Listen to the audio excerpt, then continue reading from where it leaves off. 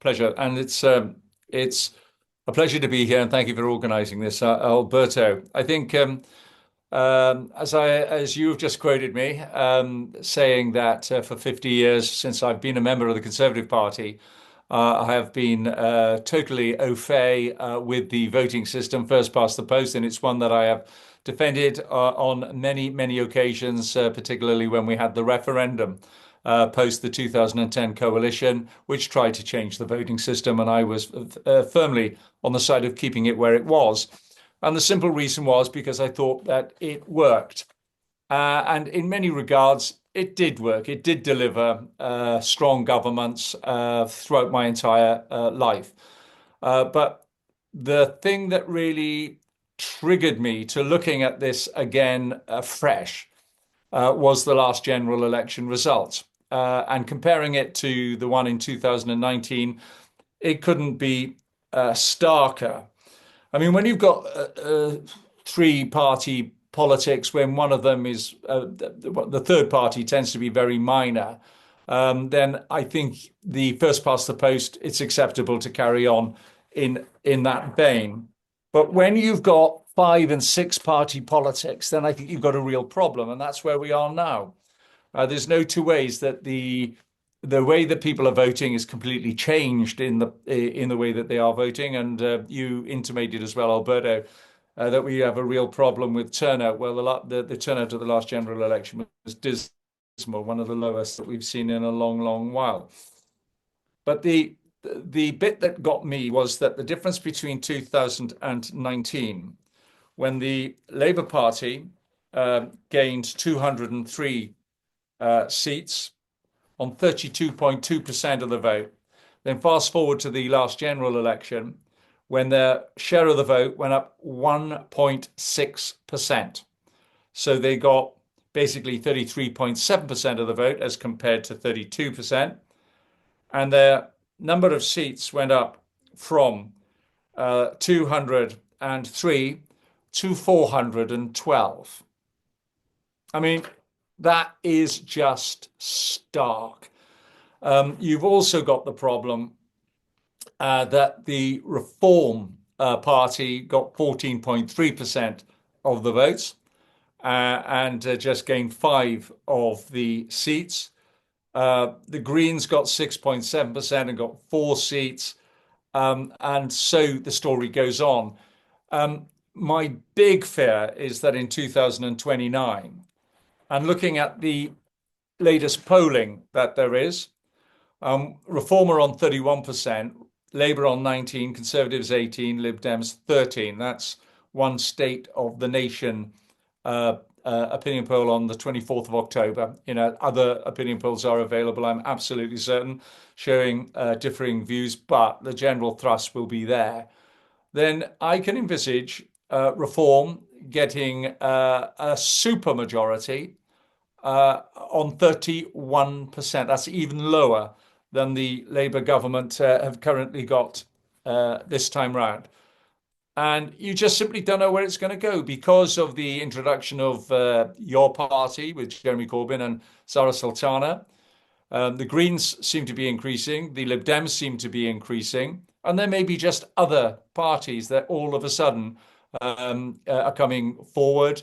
They are saying that there's a splinter party that might come off the back of Reform, where some that have left the Reform Party are now trying to start their own party. That may well be the case.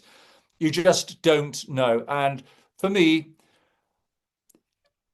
having a government with a supermajority on less than a third of the vote, or about the third of the vote as we currently are, I think as a one-off, but this seems to me now to be entrenched. And I think at the next general election, it could be even worse. I looked at my own seat of the Ribble Valley, and Labour got 34.9, I got 33.3. My neighbouring seat, which was part of my old seat, Pendle and Clitheroe, Labour 34.5, Conservative 32.6. And there are a ton of seats now where the person who is representing them, of all political persuasions, happened to be elected on 30 low 30s, mid 30s, low 30s.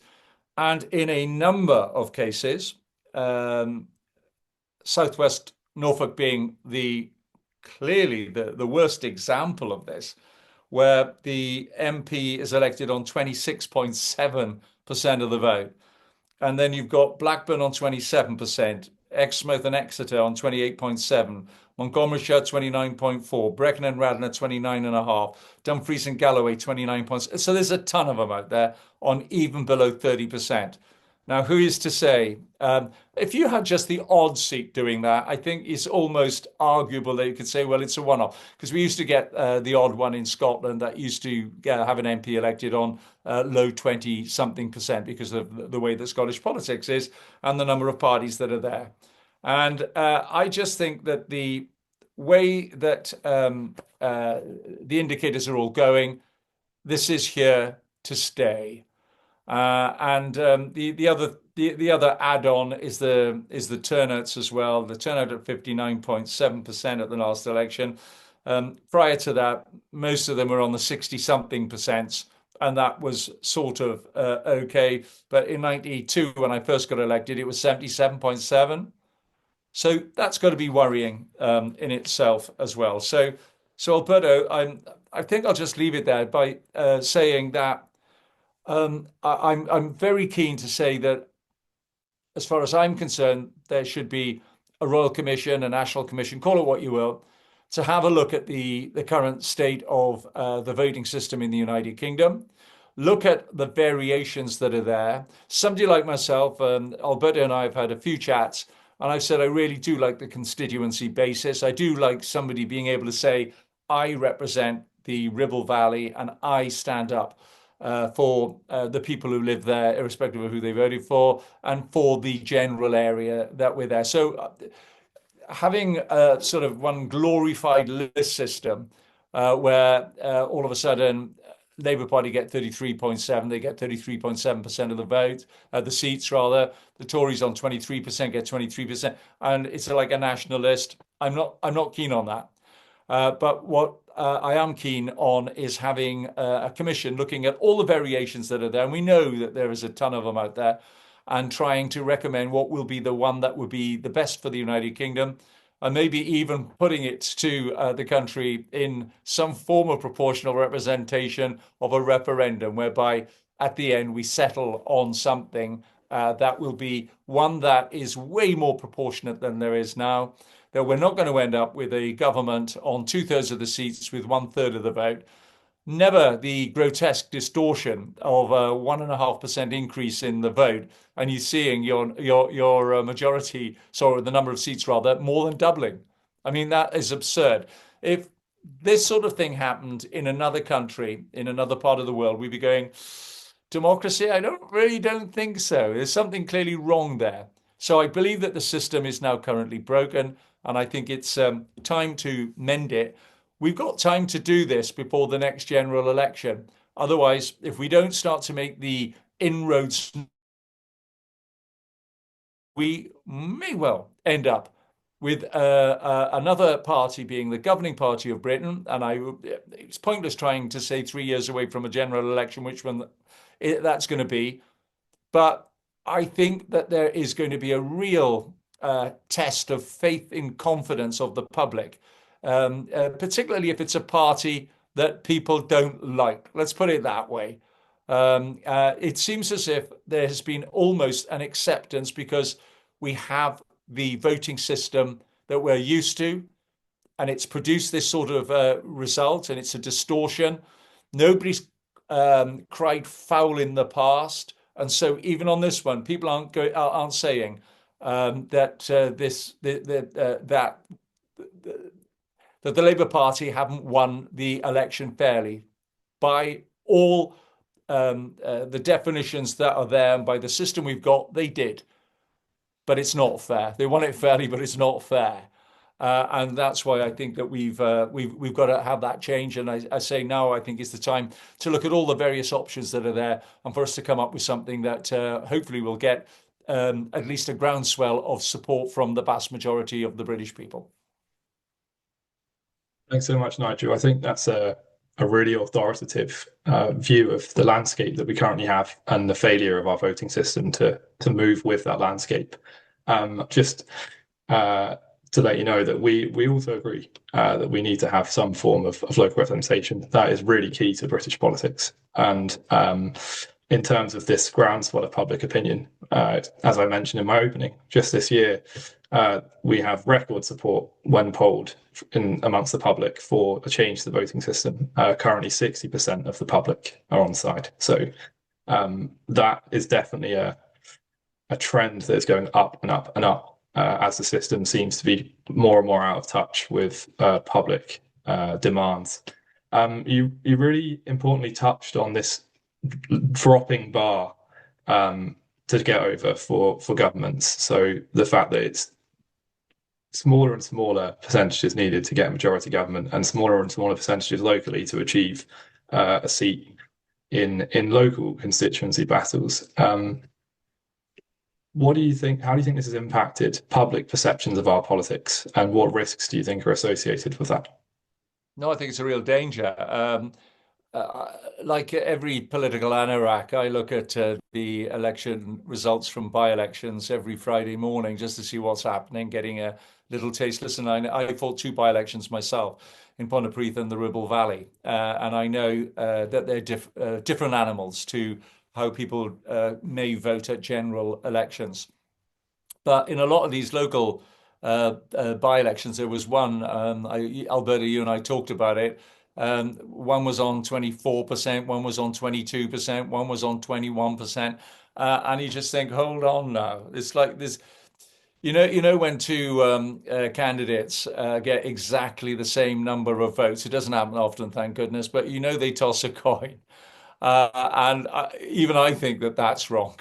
Allowing somebody to win on the toss of a coin. And this is almost like electoral roulette, that the ball just happened to fall there as opposed to there. And I think that the real issue could be that people are going, well, actually, you don't represent me. Now, if you're going to be really brutal about it, and I don't want to be, listen, I've never supported the Labour Party in my life, but I'm not saying this because of that. But looking at the figures for 2024, it becomes even more stark when you add in those who didn't vote. And so, if you're asking, Alberto, what impact could this have on the nation as a whole? There has to be some form of acceptance of the system that's there. And a lot of people swallow hard on Judgment Day when the result comes and their party didn't win, but they played by the system. I just wonder how many people are prepared to play by the system in the future when you take into account that 33.7% of the people voted Labour at the last election. You take away the number of people who didn't vote at all, and then you're talking about one in five. One in five of the nation actually voted for the government that is in 10 Downing Street at the moment. One in five. And you can see there being real problems in the future. And that's what my fear is, that all of a sudden people say, well, actually, the vast majority, it's not even the majority, the vast majority of people, I accept the fact that at most general elections, it's rare for any political party to get over 50% of the vote. I understand that. But when they get 40 something percent of the vote, I think people are, all right, that's the way it is. And yeah, we know that in certain seats, everybody looks to see who came third and fourth. And if you added their votes onto your party, you might just have done it. I've done the same in my own constituency. But I think that it's so stark now that if only one in five voted for the current government that could have possibly voted for them, then can you imagine where it's going? And it could be even less than 20% in the future. And I just think that sort of should ring alarm bells in Westminster as to when you're trying to bring forward radical change in Westminster, you really do want to carry the people with you. And you may be less likely to do that when people point out, hold on, you've only got one in five of the people voting for this change. Yeah, I think you've touched on a really important point there, which is that trust in politics is already low, and this will only likely worsen that if it's perceived to have not been supported. A government is perceived to not be supported by a significant amount of the populace, and we saw that actually that dropping bar in the most recent round of May local elections with some of the mayoral results. Many will remember. So I totally agree. I am also that anorak that looks every Friday at those results, as you know, Nigel. Brilliant. So the cause of proportional representation is often seen as a progressive cause, um, uh, which clearly is not always the case. But what, in your view, is conservative about wanting a system that's fairer and more representative? It's one that basically fits fits comfortably. And the last election result just doesn't fit comfortably for me. So you want a system that is going to be stable, one that at least generally gives the thrust of how the nation is thinking and voting, and none of this does, I'm afraid. Even if I'm going to say at the 2029 election, if somehow or other the Conservative Party, who are polling quite low at the moment, but let's say they start to spring up, it's a real danger if the next Conservative government gets elected on 31, 32% of the vote with a 50 seat majority.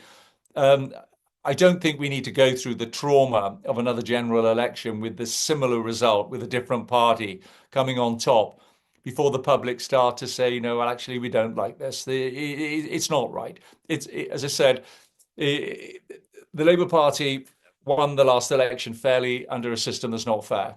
And in a multi-party democracy, which we are currently in, then I think we now need to look at a different system that more properly reflects the changing attitude within Britain. I mean, attitudes have changed. It's as simple as that. I was talking to somebody the other day about, I grew up in South Wales, where if you put a red rosette on a donkey, they said the donkey would win and all that. And I'm sure it's the same in the Shires for the Tories. But we, I grew up at a time when I know my dad voted Tory and I know his dad voted Tory. And yet all around me, you had the same story that people's fathers voted Labour, their fathers voted Labour, and all that sort of stuff. Things have changed completely. People are way more independently minded than they were. The traditions have gone out the door. People are accessing information from all sorts of things that would be unimaginable to my grandfather, even to my father, to be fair. And I just think that there are so many interests out there now that people are looking at that I just think it may even encourage more people to vote if they were actually able to vote for the party that they that actually supported the views that they had rather than people. It would probably get rid of tactical voting as well, which is not a bad thing, because we just had the Caerphilly by-election where everybody's trying to work out what happened, and tactical voting was one of those things. And you've got to have really good information to properly tactically vote. If you've got duff information, and I'm afraid you're not going to get the best information from the political parties fighting that particular election, because I have seen leaflets coming out where it's a two-horse race. And I've seen leaflets coming from four different political parties saying exactly that message. Well, that can't be right, can it? And so allowing people to have more control over their voting and their intentions, I think, is a good thing. Yeah, I think often we find that the need to tactically vote is an indictment of the system in and of itself. So I think you're totally right there. And there are many four-horse, two-horse races in across this country in every election. So it's very interesting to hear you say that if anything, the destabilizing thing here, and maybe I'm speaking for you, is to carry on as we are. I mean, conservatism is often about trying to find stability in our institutions, and it feels like you're kind of pushing it, saying that at the moment the voting system's not doing that. Would you say that was fair? Yeah, no, absolutely. No, the system is absolutely broken. And I know that we can trot out the figure of how many people have wasted votes and all that sort of stuff. But the reality is it's going up. That the vast majority of the public, as I said, 80% of the people have ended up with a government that they did not vote for. If I want to be fairer, taking out the people who didn't vote at all, because nobody knows how they would have voted, then you're still talking about two-thirds of the people not getting the government that they voted for. And I just think that there's got to be a better system to give that stability that there is now. I know the argument because I've utilized them all. That post a general election, then you start to get the horse trading. But the reality is, I would rather that than getting a government on a super minority of the vote pushing through with a two-thirds majority policies that none of us really want. They think about it in the future. And as I say, you can replace Labour with Lib Dem or Reform or Green. Doesn't really matter who the party is that's the party on top, because we are going to be absolutely certain that four-fifths of the country are going to be unhappy with the policies that are coming forward. And some of those policies could be quite radical. Yeah, I think you're absolutely right. The fact that our system gives total control to a minority is quite damaging at times. It definitely doesn't lead to a very rich political culture. And thinking about that, if Britain was to move or were to move to a more proportional system, what kind of political culture do you think that would create? How do you think we would find Westminster changes based on the change to our voting system? Yeah, well, I mean, you don't really need to guess because you can just look around Europe where the vast majority of the European systems are using forms of PR. And it seems to work. And having political parties working together is not a bad thing either. If you think about it, when we got the all party groups at Westminster, you get people from all sorts of parties coming forward with reports and recommendations where the subject matter is something that they all believe in, whether it's anything to do with health or education. It's quite interesting how and international development. I used to be on the select committee on international development. And we used to have to come up with reports, and the vast majority of them were unanimous reports. And where parties work together, you can actually do that. So, as I said, that's where I think the Commission will come in and having a look at the various systems that are there. There may be something unique that makes us all a little bit British and superior to the rest of them on the continent, as we all know that, don't we? But quite frankly, I look at the politics of many of the other European countries, and as I say, yeah, I mean, Germany's done rather well up to now out of their political system. The French are going through a bit of a rocky time at the moment, I know. But nonetheless, the vast majority of European systems, I think we one of the few ones now still with first past the post, and it just seems to me that the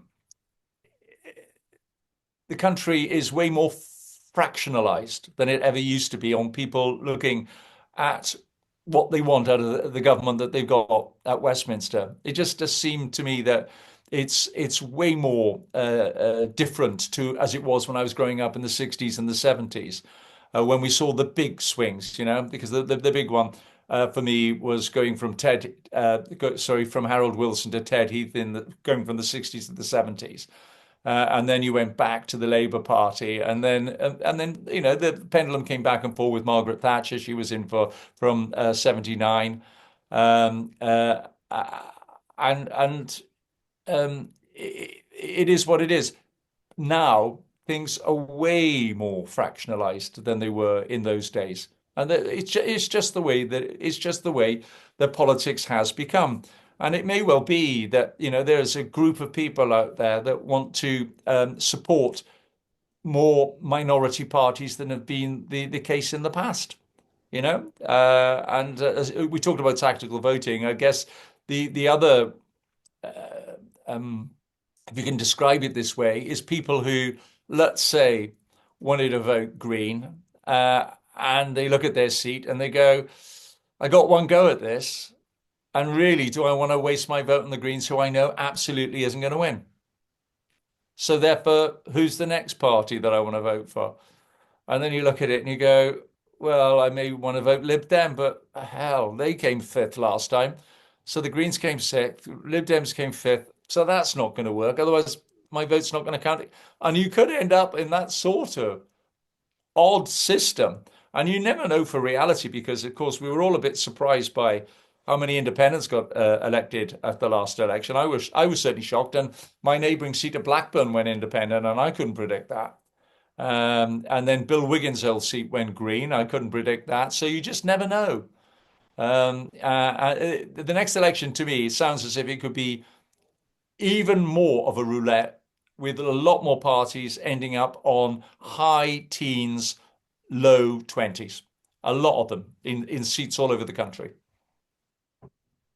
think that's definitely what the polls look like at the moment, and I think they're unlikely to change in vast waves, especially the theme that's running through them in the multi-party system that we currently operate in. Just to pick up on your point about Europe and first past the post, there's only one country on the European mainland that uses first past the post, and it is Belarus. As we often say, hardly a peer that you would want at this point in time. But yeah, I totally agree. I should imagine the people in Belarus are looking at the United Kingdom's election results last time, thinking, do we really want to be on the same system as the United Kingdom? There's a thought for this evening. Absolutely. Um, very much agree. Great. Well, there's a lot more themes I'd like to pick up on, but I'm very keen to get some interaction from our audience who have lots of great questions.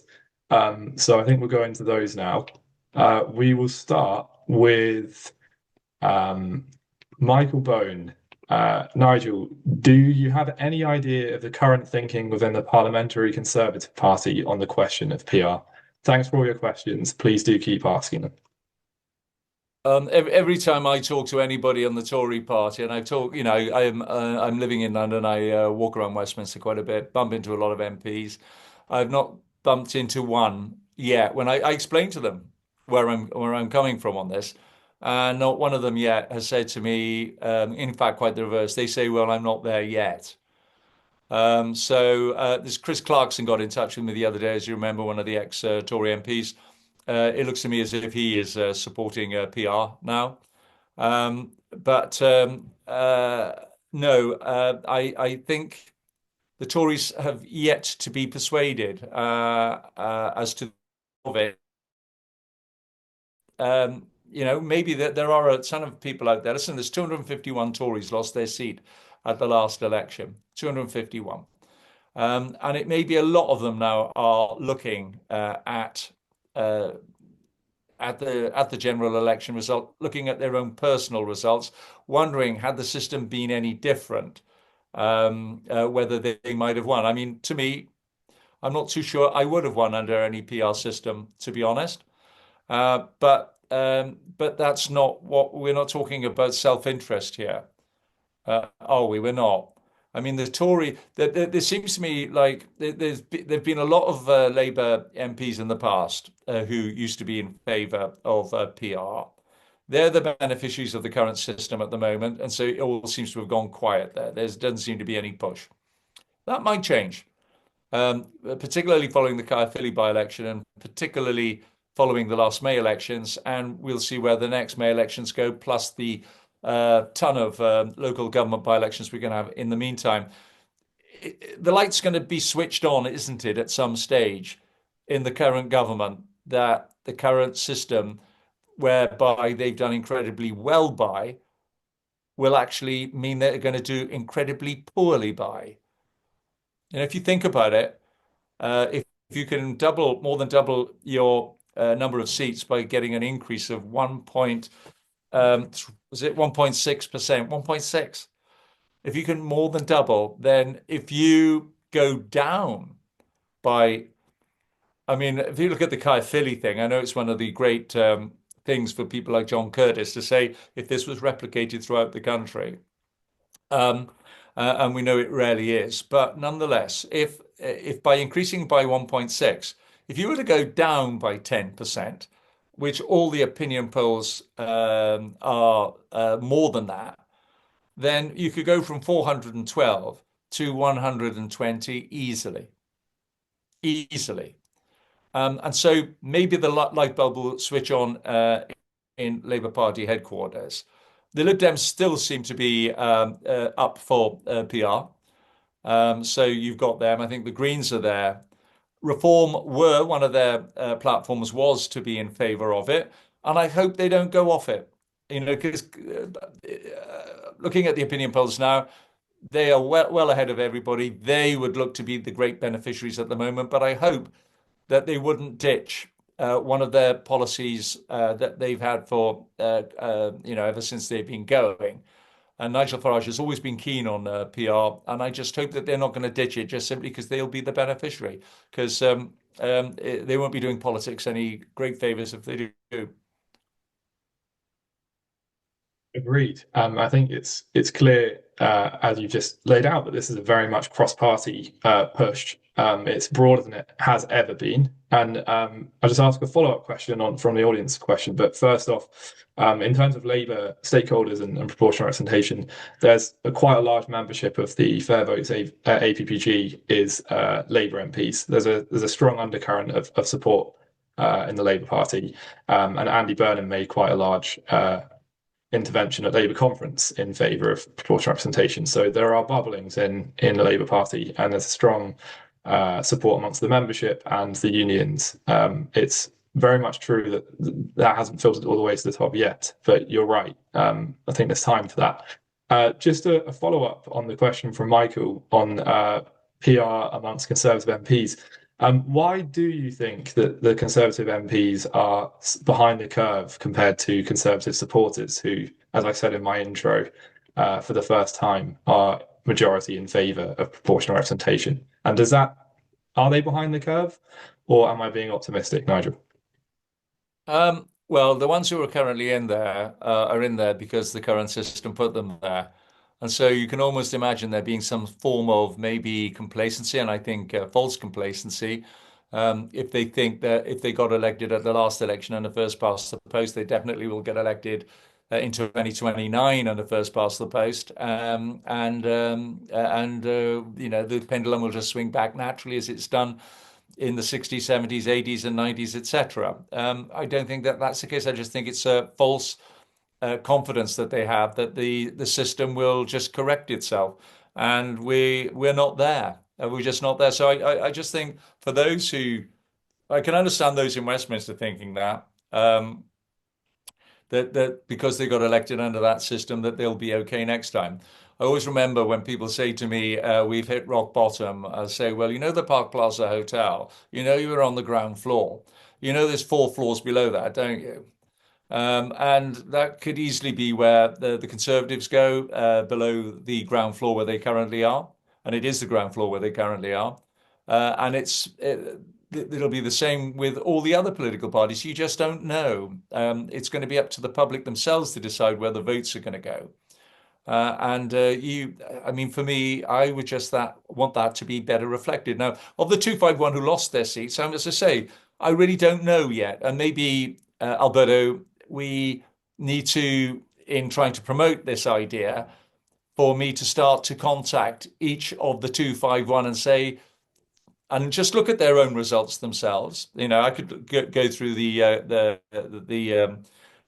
election results and say, and do them personally as opposed to doing all 251 via a WhatsApp group, which we do have. So if I write to like Chris Clarkson separately, and if I write to each individual one that lost, like Jackie Dole Price and all that, say, are you still? So you might well do out of the 251. You just might because we haven't tapped them. We haven't asked them, have we? So we don't know whether they're behind the curve or the 251. So I think it's worth an exercise that. I think that'd be a really good idea. There are lots of questions in the chat that cover similar ground. So, and many of them follow on from what we've already just spoken about. And it's what can supporters of proportional representation or constituents of Conservative MPs who are supporters of proportional representation, what can they do to engage Conservative MPs in this conversation? Um, yeah, it's a good it's that there again it's a good question. So I think the 251 definitely in seats where people have now got a new MP, then I think it is worth going to the former Tory MP and saying, "Have you changed your mind? Do you not think that the voting system's broken? And are you not afraid that you got 30% of the vote at the last election, you could go to 28%, and somebody's going to beat you on 29, 31%, and somebody else is just going to be below you, or you could end up fourth actually on 23% or 22%. It's so I think going to them is absolutely right.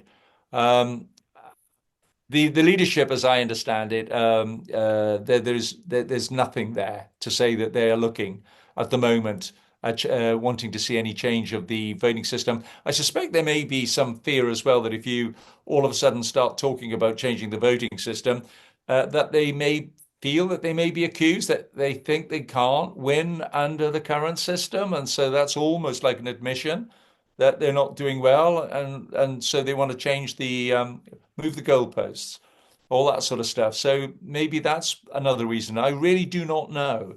But let's be fair, the Tory party is a conservative party, and it's never been in favour of proportional representation ever. We've only ever had a small number of people who've ever talked it up in my lifetime. In fact, I can't even think of anybody who has, but there's been the odd one, I'm sure. And so I just think it is the fact that we're such a conservative party. We've never, ever had a chunk of people that were big enough that I ever noticed that were in favour of changing the voting system. Yeah, I think we could definitely say if they're behind the curve, you've been ahead of it, Nigel. That's for certain within this party. Just following on from making the case within Parliament, Susanna has asked a question. Do you think the APPG for fair elections could do more to get, I think, Conservative parliamentarians involved? And what more can an APPG achieve in driving the case forward for proportional representation? Yeah, I think it's probably sitting down with I mean the APBG itself. I'm sitting at Colonel Bob Stewart's house at the moment. Who come and say hello at least. I don't know Who is what it? Colonel Bob's views are on PR. Come on, come and say Right. hello. Who is it? There we are. Oh, These are people who are in you're favour of proportional representation. So Well, I'm getting more like that way, but there we there we are. are. Can you get a move on? Don't afraid. we won't have Nigel for too much It's- longer, don't worry. So 15 minutes. Bob and I are going to do a Netflix series called Squatting with Colonel Bob. So look out for that. But yeah, engaging with the MPs that are already there, the Tories, definitely there's got to be. I think as time goes on, MPs are going to be more jittery on all sides. And so, whilst it's been an uphill struggle, look, it took the last election to get me moving, for me to actually sit down and intellectualize it. It wasn't anybody, to be honest, who tapped me on the shoulder and said, let's change the voting system." It was me coming to that conclusion myself. And so what I would do is I wouldn't really press too hard, but I would just point out the obvious and maybe particularize it for their own seats. And if I was a Labour MP, for instance, sitting in Ribble Valley, looking at the fact that they won with 34% of the vote, they will definitely, their share of the vote will go down next time. They are going to be worried. And so, if there was a different voting system that better reflected what the whole of the constituency was thinking, then I think you might be getting, you just point it out and then let people make the jump themselves intellectually. That's what I would say.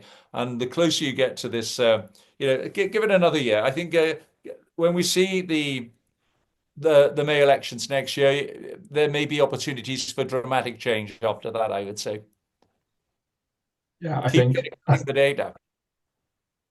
Absolutely. Thank you very much. I think you're right. I think it's very difficult to crowbar someone into a position of pro PR or changing the voting system. It's very much around personalizing that approach, as you said. I think that's a really useful piece of wisdom But I to also, take forward. also, Alberto, you and I have spoken. Don't push, and you're not, so you're doing it right. Don't push one system because that's going to frighten the horses. They'll be able to work out they don't like that aspect of it or the other aspect of it. So, because going for this dramatic change, which is leaving a system that I've grown up with for my entire political experience and going to something that, irrespective of other European Union countries, have different systems, and Australia has a different system and all that, we know that when we go for change, we're not going to go back to first past the post ever. And getting people to make that acceptance that it's better to start to make the journey towards something that is better rather than to stay fixed to a system that's broken, I think is right. It's a bit frightening for them. It is frightening. Yeah, I can imagine it would be. And you're right, it's a big change. We don't propose a final destination in terms of a system. We simply propose principles that might give us a better chance of having a stronger voting system that delivers for the British public. I think that's the sort of principle that we would take into a commission process, and it would come out with whatever it came out with. A few more questions from our audience. Andrew Beck has asked a question around how, and following from one we had earlier on, how PR may make political life more honest and open for MPs, and that might come out of a stronger cross-party policy agreement. Do you think that's realistic? The Yeah. idea that, great. Well, when I stood for deputy speaker, it wasn't first past the post, and you used to say to people, "Give us your second vote" and stuff like that. So depending on what system you go to, you will be looking at how that system will work for you. So yeah, allowing people to be more honest, I think, is absolutely true. It may well be. Listen, one of the arguments used against PR is that it leads to people voting for extreme parties. Yeah. Or minority parties. Don't even have to say extreme. Then, well, so be it. As I've always said, I used to say it under John Major when went through that government 92 to 97. And I said, well, we've tried unpopular policies. Let's try something different. How about trying some popular policies? And sadly, we never got onto those before we got hammered in the 1997 general election, which was a landslide. It's very rare, I guess, in British terms to have a landslide of change of thought. If you think about it, the last Labour government won with a landslide. And I'm afraid there's little honest in going to the dispatch box and using the cover of a landslide in the number of seats to try and push something when you know that you only got a third of the votes. If you think about it, that's not even honest. And as I say, at 2029, whoever wins, and it could be with 31%, it could even be 29% of the vote. Can you imagine that? And trying to hide behind, but we got a landslide. No, no, no. You mix having a majority with a mandate. You may have a majority, but you don't have a mandate to do anything, and that is risky. That's a strong anecdote, the John Major one for your memoirs too, Nigel. It's definitely look forward to reading that. Also, just picking up on your point around the votes within the House. I mean, none of the major political parties use first past the post for their leadership elections, and elections within positions and within the Commons are not done under first past the post either, which, as you just pointed out, is quite the indictment of that system. I'm just going to ask a few more questions from the audience. Many people asking about what sort of things to do with the commission. So, how do they work? I know in your article you called for a royal commission. The APPG is calling for something vaguely similar. What's your experience of how commissions have delivered significant change, and do you have any hopes for how long that might take, and whether that's a viable process for dealing with constitutional questions? Well, yeah, how long's a piece of string? How long would it take? Well, you could ease. I mean, it's not as if there again proportional representation is an alien concept, as you've already pointed out within Parliament. We do elections there in Scotland and Wales and Northern Ireland. They're used to these systems. It may be a patchwork variant or hybrid of PR, but it's there. And so it's not as if people are totally stupid or alien to the concept of proportional representation. And therefore, I think that to say that you need a national discussion that's going to last 4 years, you can easily say, well, listen, let's have a national debate. You could get it done from beginning to end within a year. I'm absolutely certain. And I think you've got to involve the Electoral Commission in making recommendations as to how the thing will be set up so that everybody has faith in how it's going to operate. If it was top heavy in one particular way, then there again, I think people are going to be a bit nervous. And I think you really do, in my own view, have to get it endorsed by a referendum of the country. You have to do that. I think the last referendum came up with a voting system that it may have been the system of PR that people didn't like as much as PR generally. That's my own particular personal view on that particular thing. But yeah, I think a commission gives it the smack of independence that it's not, and so get the Electoral Commission involved completely. I think everybody has faith in the Electoral Commission in the United Kingdom, less so in other countries, I hasten to add. But it's not a cover to give some sort of veneer of respectability. Our Electoral Commission is one that the general public do seem to get behind. So all you need, I believe, is just a political will on behalf of the parties. And you literally, if the Labour government tomorrow said, all right, let's have a look at this, then you're there. You're there as far as getting that commission up and running. Yeah, I think that speaks to our review of commissions too, and the fact that they can be delivered quite quickly. And it is a question of political will as to how quickly the results of that commission are implemented. Great. There's been increasing discussion about tactical voting in the chat and in the questions, and I think we have covered that quite significantly. I think you've given a really authoritative view of how that is an indictment of our system. Something I would like to ask you that's also been asked is, given, as you said, the volatility, I think you used a stronger word earlier, but volatility of our system and who could possibly win on what percentage of the vote in the next election. How do you think that volatility impacts the ability to deal with policy within our system? So, how do you think that impacts the ability to tackle long-term challenges within our country, which we are clearly suffering from? Yeah. Well, having five or six parties, or even more. I mean, in local government, there tends to be sometimes more than six parties that stand there because there'll be some with local flavors as well.